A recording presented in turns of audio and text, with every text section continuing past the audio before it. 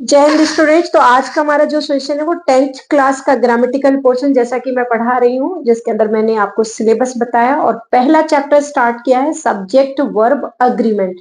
तो सबसे पहले हम सब्जेक्ट वर्ब अग्रीमेंट के कुछ क्वेश्चंस पे बात करेंगे जो मैंने प्रीवियस जो मेरा सेशन था जिसके अंदर मैंने कुछ पॉइंट्स आपको क्लियर किए थे उनसे रिलेट करते ही क्वेश्चंस पहले करेंगे, यानी आपका एक तरीके से रिवीजन हो जाएगा। और अगर आपको कोई भी क्वेरी है या फिर आप मेरा डेली सेशन अटेंड करना चाहते हैं, लाइव क्लास अटेंड करना चाहते हैं या कोर्स परचेज करना चाहते हैं फॉर ऑल कॉम्पिटिटिव एग्जाम्स, उसके अलावा क्लासेस का, तो फिर आप मुझे कांटेक्ट कीजिएगा, सारी इंफॉर्मेशन आपको मिल जाएगी। चलिए तो देखें यहाँ पर कुछ क्वेश्चंस, जैसे कि सब्जेक्ट वर्ब अग्रीमेंट के जो पॉइंट्स थे मैंने काफी सारे आपको क्लियर कर दिए हैं, तो उसी को ही हम कंटिन्यू कर रहे हैं। तो यहाँ पर पहला जो क्वेश्चन है द कमेटी। अब यहाँ पर आप देखिएगा कमेटी जो है वो कलेक्टिव नाउन है। कलेक्टिव नाउन का मैंने आपको जो है पॉइंट क्लियर किया था। तो कलेक्टिव नाउन यहाँ पर कमेटी के लिए हम हमेशा याद रखें किसका यूज करेंगे, इज का यूज करेंगे, तो करेक्ट आंसर होगा इज। और इसी तरीके से आपके एग्जाम में पूछा जाएगा, फिल इन द ब्लैंक्स में आता है, दो ऑप्शन होंगे, आपको उसमें से सिलेक्ट करना है which one will be the correct helping verb और मेन वर्ब। तो यहाँ पर देखें next question, each boy, each और एवरी का कंडीशन आपको ध्यान रखनी है, हमेशा ईच और एवरी के बाद में नाउन एक तो आपको सिंगुलर लगानी है और उसके अलावा हेल्पिंग वर्ब और मेन वर्ब भी कैसी लगानी है, सिंगुलर लगानी है। तो करेक्ट आंसर होगा क्या, हैज। आई होप क्लियर हो रहा होगा और ये रिवीजन है आपका क्योंकि मैं ये आपको पढ़ा चुकी हूँ। अब नेक्स्ट देखते हैं यहीं पर next question, that is the public. कल मैंने आपको बताया था क्लास के अंदर public, police, people, these all are noun plural. तो आप ऐसी कंडीशन पे हेल्पिंग वर्ब और मेन वर्ब कैसे लगाएंगे, प्लूरल लगाएंगे। द पब्लिक तो क्या आएगा, डू, हम डज का यूज नहीं करेंगे, do not want to vote for this party. Next question fourth number solve कीजिए। A white and green shirt, देखिए यहां पर फर्स्ट वाली नाउन के साथ आर्टिकल का यूज है, सेकंड के साथ आर्टिकल का यूज नहीं है। इसका मतलब आर्टिकल कितना है यहाँ पर, मतलब शर्ट कितनी है, एक है। तो इस कंडीशन पे आप सिंगुलर ही हेल्पिंग वर्ब का यूज करेंगे तो वॉज यूज होगा। नेक्स्ट है स्लो एंड स्टडी, ये दोनों पेयर बना रहे हैं। मैंने कल आपको पेयर से रिलेट करते हुए भी एक पॉइंट बताया था कि अगर कुछ नाउन ऐसी हैं जो पेयर को डिनोट करती हैं एंड से कनेक्टेड होती हैं तो आप इनको सिंगुलर मानिएगा, यानी कि इनके साथ helping verb main verb singular का यूज होगा। तो करेक्ट आंसर होगा विंस। आई होप क्लियर हो रहा होगा। अब चलिए आगे बढ़ते हैं आज के कुछ पॉइंट्स सब्जेक्ट वर्ब अग्रीमेंट के, बहुत ही इंपॉर्टेंट। अगर किसी भी सेंटेंस में आपको दो सब्जेक्ट, यहाँ पर सब्जेक्ट है, इसके अलावा अगर वो कनेक्टेड है as well as together with,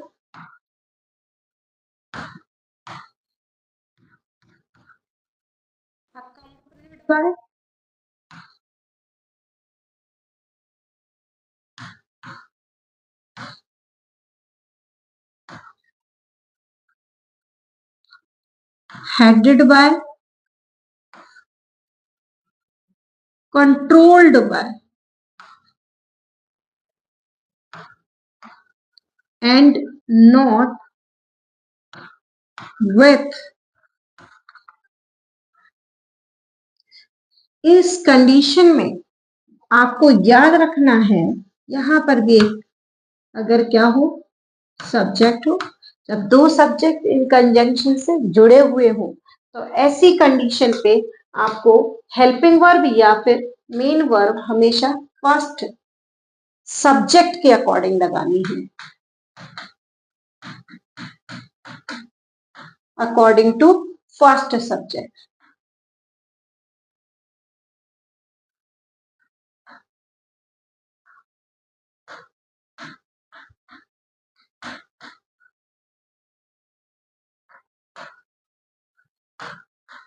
किसके अकॉर्डिंग लगानी है, फर्स्ट सब्जेक्ट के अकॉर्डिंग लगानी है। इससे रिलेट करते हुए क्वेश्चन कई बार एग्जाम में पूछा गया है तो आप इसको जरूर ध्यान रखें। जैसे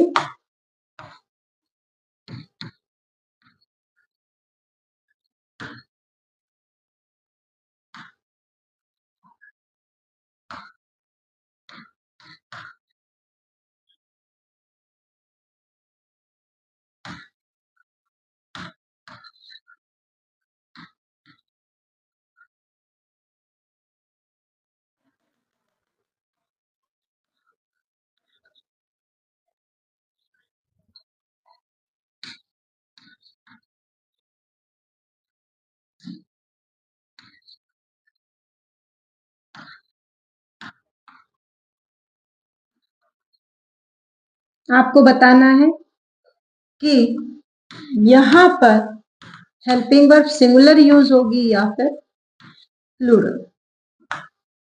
अभी पॉइंट आपको मैंने क्लियर किया है, बस उसी से रिलेट करते हुए यहाँ पर एग्जाम्पल है।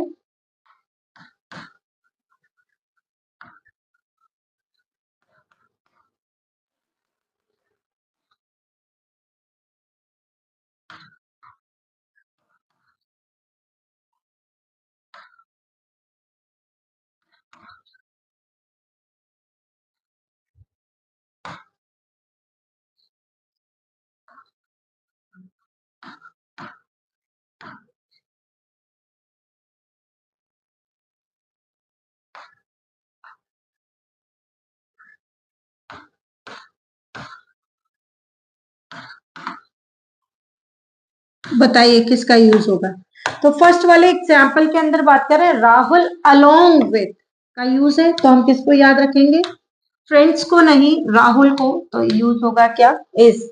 नेक्स्ट सेंटेंस है दे एंड नॉट यहाँ पर यूज किया गया है, तो आपको फर्स्ट सब्जेक्ट ध्यान रखना है। हालांकि आई के साथ भी हैव आता है और दे के साथ भी, लेकिन अगर आई की जगह पर कोई और सब्जेक्ट होता सिमिलर, तो आप इस वाले सब्जेक्ट को ध्यान नहीं रखेंगे, आपको फर्स्ट सब्जेक्ट याद रखना है। तो करेक्ट आंसर क्या होगा? हैव का यूज होगा। आई होप ये पॉइंट सब्जेक्ट वर्ब अग्रीमेंट का आपको अच्छे से क्लियर हो गया होगा। अब अगला इसी के अंदर पॉइंट चलते हैं कि अगर किसी सेंटेंस के अंदर आपको दो subject not only but also से कनेक्टेड हो, नॉट ओनली बट ऑल्सो, या फिर कनेक्ट हो नीदर नॉर से, या फिर कनेक्ट हो ईदर और से, तो इस कंडीशन में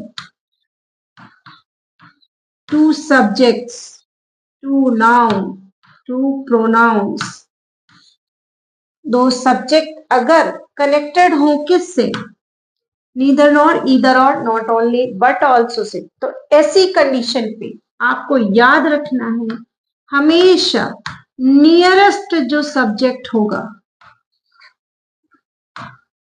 अकॉर्डिंग टू नियरेस्ट सब्जेक्ट, क्या लगाएंगे आप? हेल्पिंग वर्ब या फिर मेन वर्ब का यूज होगा। सेम आपको जो प्रीवियस पॉइंट था उसके अंदर अकॉर्डिंग टू फर्स्ट सब्जेक्ट, और इसके अंदर होगा अकॉर्डिंग टू सेकंड सब्जेक्ट या अकॉर्डिंग टू नियरेस्ट सब्जेक्ट। आप हमेशा हेल्पिंग वर्ब मेन वर्ब का यूज करेंगे। देखिए कैसे, जैसे मैं यहां पर बोलूं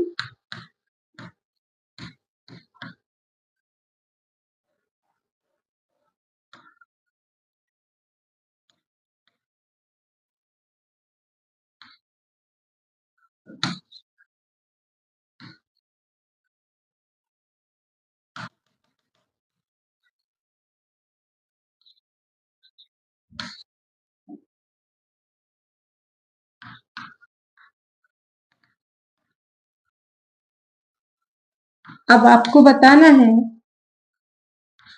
किसका यूज होगा, सिंगुलर हेल्पिंग वर्ब का या प्लूरल का।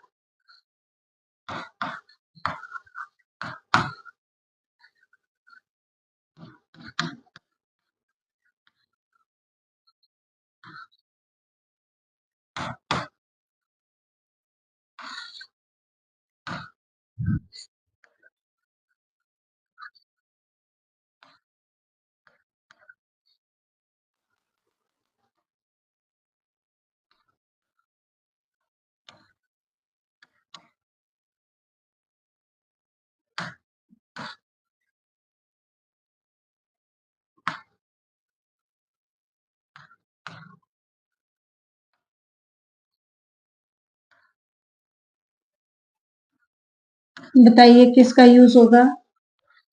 तो यहां पर देखें आप, फर्स्ट वाले सेंटेंस के अंदर neither I NOR my father, तो हमें सिर्फ सेकंड वाले सब्जेक्ट को आपको ध्यान में रखना है कि जैसे ही नीदर नॉर इधर और नॉट ओनली बट ऑल्सो आ गया सेंटेंस में, तो आपको इसके रूल्स ध्यान रखने हैं।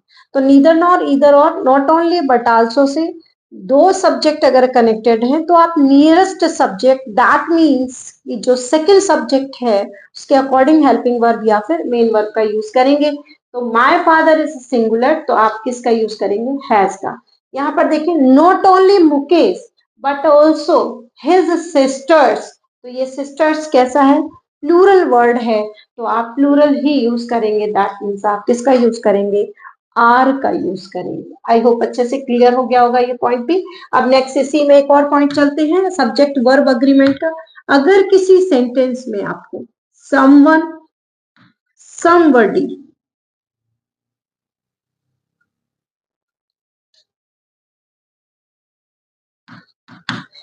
एवरीवन, एवरीबडी,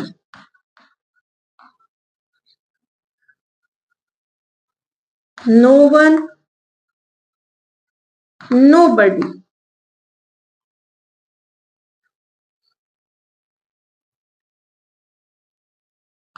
एनीवन, एनीबडी,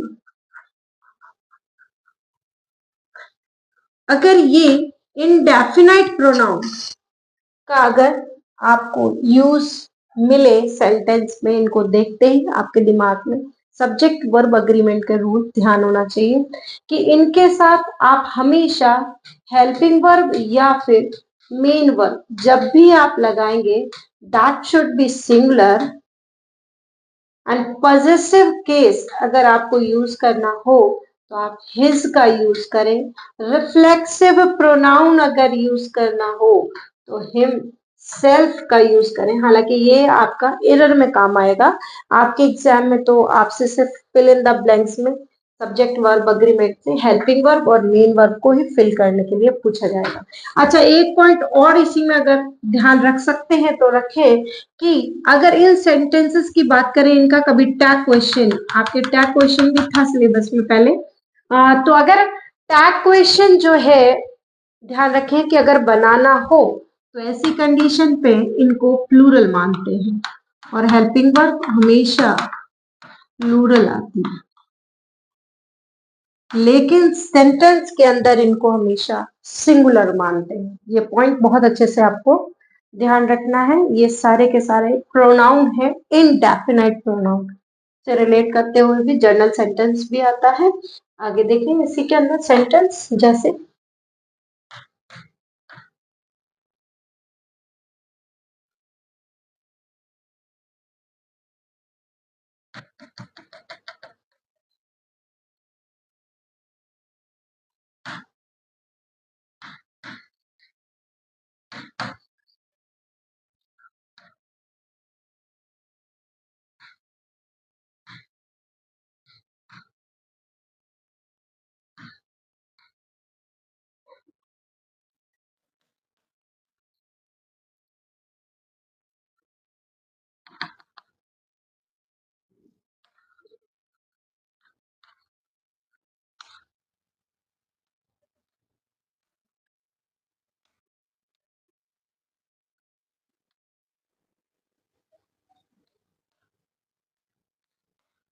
बताएं कौन सी हेल्पिंग वर्ब लगेगी, सिंगुलर या प्लूरल? तो सिंपल अभी बताया मैंने कि आपको हमेशा कैसी लगानी है बेटा, सिंगुलर यूज करनी है। तो यहाँ पर किसका यूज होगा? हैज का। और यहाँ पर किसका यूज होगा? इसका। आई होप ये भी पॉइंट आपको अच्छे से क्लियर हो गया होगा। चलिए अगला पॉइंट इसी के अंदर देखें। अगर किसी सेंटेंस में, अगला point, one third of, two thirds of, ये एसएससी के अंदर भी कई बार क्वेश्चन पूछा गया है। One third of, two thirds of, या थ्री फोर्थ ऑफ,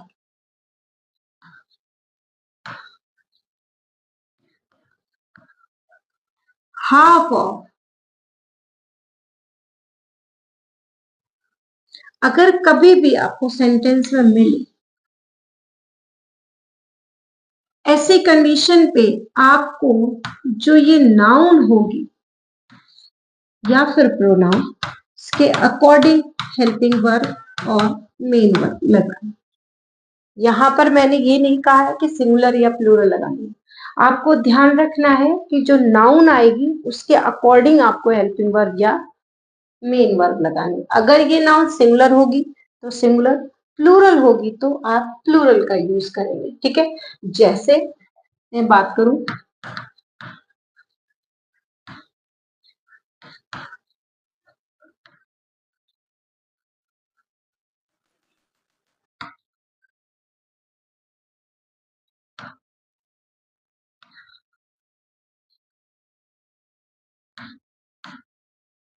बताइए इसका यूज होगा सिंगुलर का या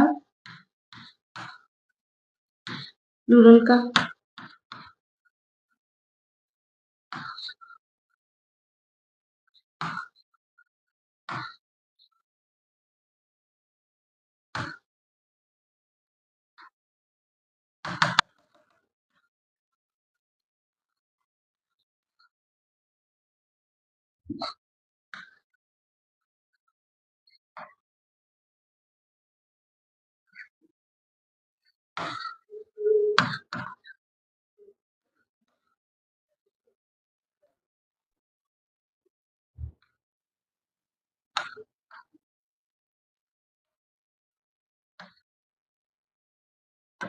तो यहाँ पर ध्यान से अगर आप देखें तो फर्स्ट सेंटेंस के अंदर क्या है, क्लास। क्लास को यहाँ कलेक्टिव नाउन है, सिंगुलर रखा गया है, तो क्या यूज होगा, इज। यहाँ पर क्या है, बस की जगह पर बसेस, तो फिर हम ऐसी कंडीशन पे किसका यूज करेंगे, आर का, प्लूरल का। यानी ये नाउन डिसाइड करेगी हेल्पिंग वर्ब या फिर मेन वर्ब को कि वो कैसी आएगी। ठीक है, क्लियर हो रहा होगा आपको। यहीं पर एक और पॉइंट, अगर किसी सेंटेंस में आपको टाइम, डिस्टेंस या मनी से रिलेट करते हुए शब्द दिए गए तो आप इनके साथ हेल्पिंग वर्ब या फिर मेन वर्ब सिंगुलर लगाएंगे। लेकिन इसी में एक एक्सेप्शन भी बेटा याद रखना है कि अगर ये जो नाउन है कहीं पर डिवाइडेशन की बात करें, मैं एग्जाम्पल में भी आपको क्लियर कर दूंगी, तो ऐसी कंडीशन पे इनके साथ हेल्पिंग वर्ब या मेन वर्ब आप प्लूरल यूज कीजिएगा। कैसा यूज करेंगे, प्लूरल यूज करेंगे। ठीक है, जैसे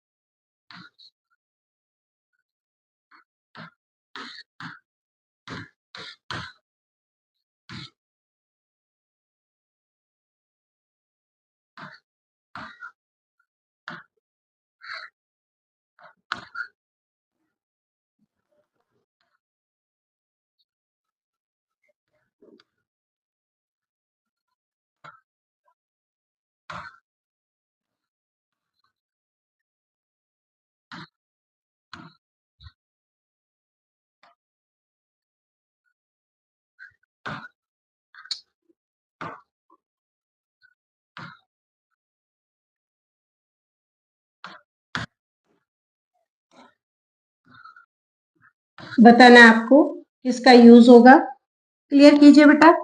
तो यहां पर इस सेंटेंस में देखें तो सिंगुलर, कहीं डिवाइडेशन की बात नहीं हो रही, यूज करेंगे इज। इस सेंटेंस में भी हम किसकी बात करेंगे, सिंगुलर की। तो 100 rupees sufficient as a pocket money for any student. तो आपको ध्यान रखना है कि सिंगुलर, लेकिन डिवाइडेशन जैसे मैं बोलूं यहाँ पर 100 करोड़ 100 करोड़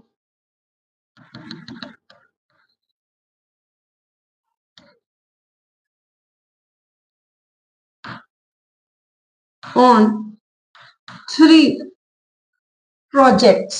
अब देखिए यहाँ पर पैसा अलग अलग जगह पर डिवाइड किया गया है, तो ऐसी कंडीशन को आपको याद रखना है कि डिवाइडेशन को डिनोट कर रहा है, तो आपको हेल्पिंग वर्ब या मेन वर्ब जो आप लगाएंगे दैट शुड बी प्लूरल, तो आप क्या यूज करोगे, आर का यूज करोगे। उसके अलावा आपको याद रखना है जब भी किसी सेंटेंस में मैनी हो गया या फिर फ्यू हो गया, या अगला पॉइंट है बेटा बोथ हो गया, ये कहीं पर भी आपको मिले एज अ सब्जेक्ट, तो या फिर इनके साथ में आपको कोई भी नाउन का यूज किया गया हो, वो हमेशा चाहे नाउन आए या डायरेक्टली इनका यूज किया गया हो, तो आप हमेशा इनके साथ हेल्पिंग वर्ब या फिर मेन वर्ब प्लूरल यूज करें। याद रखिएगा कैसा यूज करेंगे, helping verb main verb plural. जैसे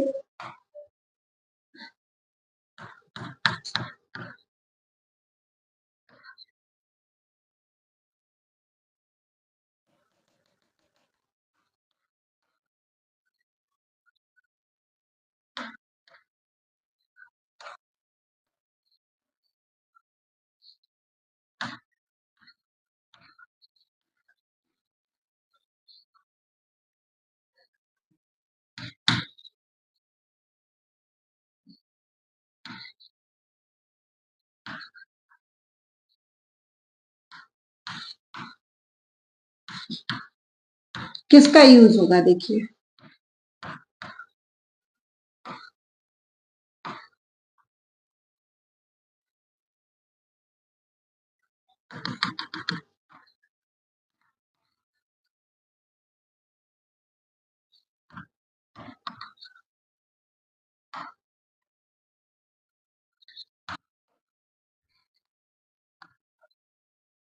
सिंगुलर या प्लूरल। तो अगर आप ध्यान से देखें तो यहां पर नाउन प्लूरल आ रही है, क्योंकि फ्यू, बोथ, मैनी के बाद, ऑल के बाद नाउन आएगी, तो हमेशा कैसे यूज करेंगे, plural. Helping verb main verb भी प्लूरल, तो आर का यूज होगा यहाँ पर हैव। आई होप आपको ये सारे पॉइंट्स क्लियर होंगे। अब आप प्रीवियस जो भी मेरे सेशंस रहे हैं उनको आप अच्छे से नोटबुक में नोट डाउन कीजिए और मेरे वीडियोस को शेयर कीजिएगा, और नेक्स्ट सेशन के अंदर हम कुछ और पॉइंट्स पे बात करेंगे, फिर हम बात करेंगे नया चैप्टर, और वो आपको बहुत ही इम्पोर्टेंट होगा और आप अच्छे से उसको समझिए और अपनी इंग्लिश ग्रामर के लिए एक नोटबुक जरूर बनाएं, तो रिवीजन भी आपका हो जाएगा। चलिए स्टूडेंट्स, फिर मिलते हैं नेक्स्ट सेशन में। जय हिंद।